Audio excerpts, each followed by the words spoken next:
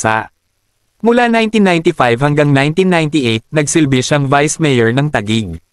Noong 1998, nahalal siya bilang kinatawan ng Taguig Patero sa Kamara ng mga Kinatawan at naglingkod hanggang 2007.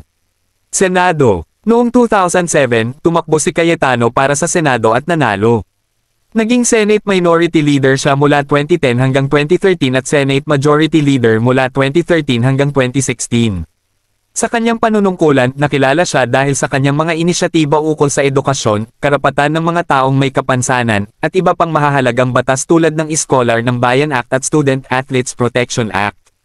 Sekretaryo ng Ugnayang Panlabas. Noong Mayo taong 2017, itinalaga si Cayetano bilang Sekretaryo ng Ugnayang Panlabas ni Pangulong Rodrigo Duterte.